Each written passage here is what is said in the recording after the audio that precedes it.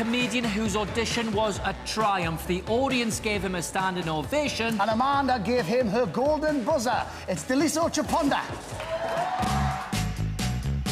I'm Daliso Chaponda. I'm 37. I'm a Malawian stand-up comedian, and I live in Manchester.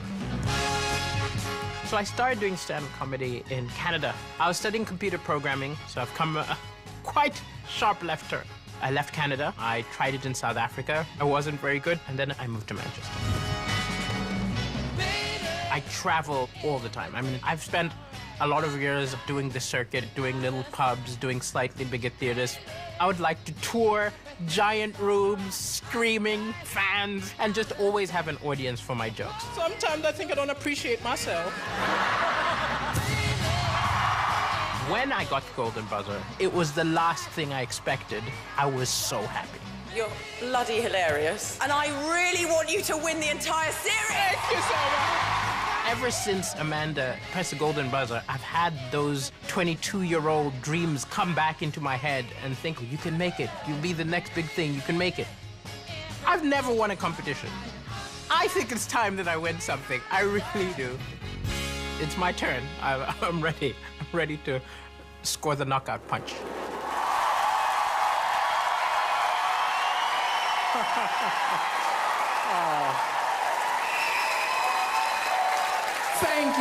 Thank you for that welcome, and thank you, Amanda, for pushing that buzzer. Ever since you did it, my life has been bonkers. People approaching me on the road saying, well done, but the most common question I get is, you're from where? Is it Mali, Maui? It's Malawi. And if any of you don't know where that is, it's where Madonna adopted all the babies from. That's us. Yeah, you're jealous. I do miss my little brother.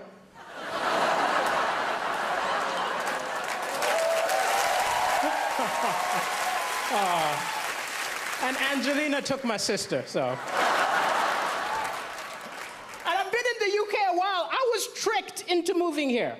I was tricked because I was watching television and I saw an angry guy came on television and he said, oh, these immigrants take all the good jobs, all the good women. I was like, wow, that's what I'm looking for.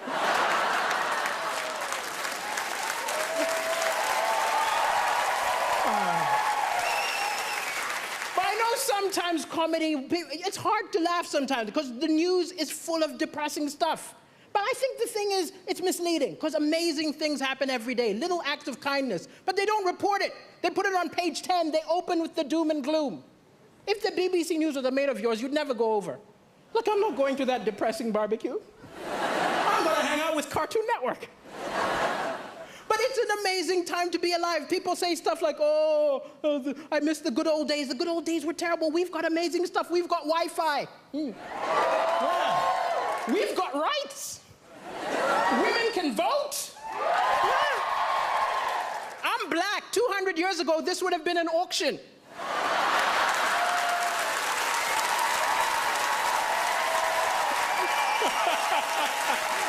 We've come a long way, that's all I'm saying. But even with the doom and gloom, the Malawian press is a lot worse than your press here. I'll tell you. Like, I did the first ever comedy show in Malawi, which isn't an accomplishment. I'm the only stand-up comedian, right? And I called the local press and said, send a reporter. The editor said, why don't you write the review yourself? Huh? You give me some money, I will say we wrote it. I was disgusted by the total lack of integrity in the Malawian press. But wow, that was the best review I ever got. 7 stars! He's a genius! The African Michael McIntyre! But it's crazy I'm on television right now because my ex always felt I wasn't ambitious enough. She always used to be like, you're a comedian, come on, be more ambitious. I said, hey, I'm happy. She said, you're not happy. I said, I think I'm happy. She said, no, be more ambitious. I did not sign up for somebody who's going nowhere. I snapped. I told her, look, you knew I wasn't ambitious the day we met. Of all the women in the bar, I approached you.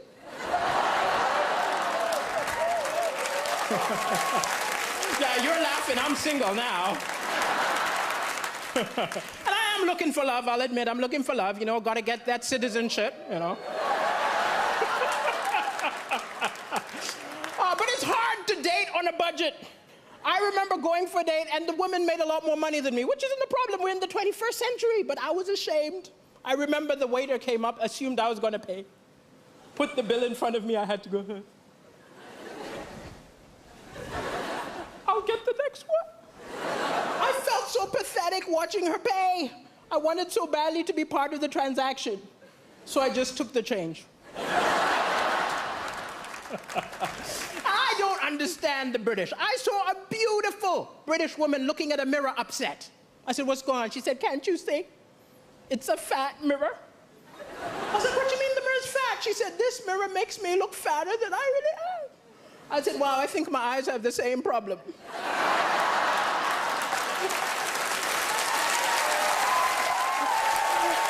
I was not mocking her. Don't be angry with me. It was a cultural misunderstanding. I'm from Africa. It's different. When we see someone overweight, we don't think go on a diet. We're more like, where did you get the food? I think we gotta follow her home. Thank you, ladies and gentlemen. It's been a pleasure. Thank you.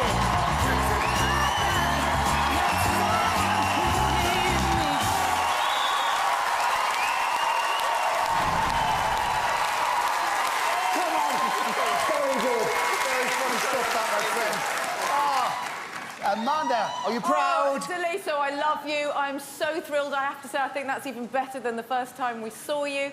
What I love about you,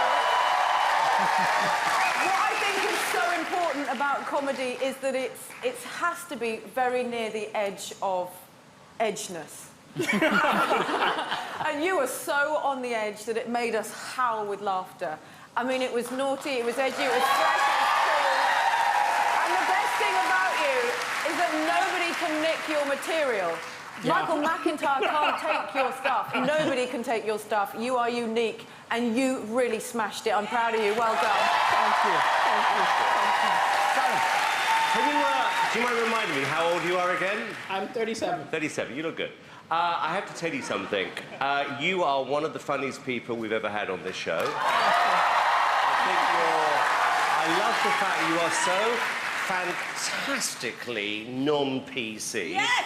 I really do. And I think that's part of the reason why everybody likes you so much. I said this earlier on in the week, I'm going to say this about you, is that I do believe that this show can be an amazing showcase for somebody like you. And I would be amazed... Actually, no, I don't want to say this because I jinxed it before, but what I'm thinking is this, that you are the sort of person who, off the back of this, your phone should be ringing in 3 days' time, offering you your own show. You should be on TV more often. I mean, the one thing I've noticed about comedians are they are quite selfish, and the same people seem to be on a lot. I think there's a real gap in the market for you, and it's your personality, your sense of fun, which I believe is going to put you in the final tomorrow, and you deserve it. I second that. I pray people pick up the phone and put you in the final.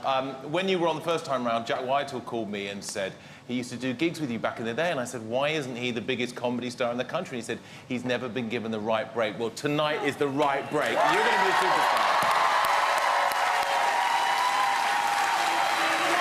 Uncomfortable topics funny, and you made us ugly laugh. Like, no woman wants to do that. We were howling. You're brilliant. Well done, Denise. Thank you very much. Thank you, judges. Thank you. Well. Doesn't get any better than that, does it? That's not wonderful relief. Fabulous, fabulous. If you want to see Daliso, stay in the hub for the Royal Variety and come back here for the final.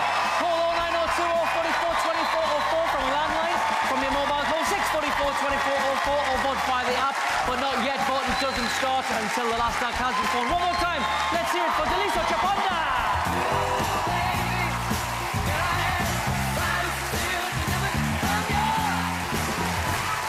Ah, very funny. Very good indeed. Good. Now, our next act delivered one of the most emotional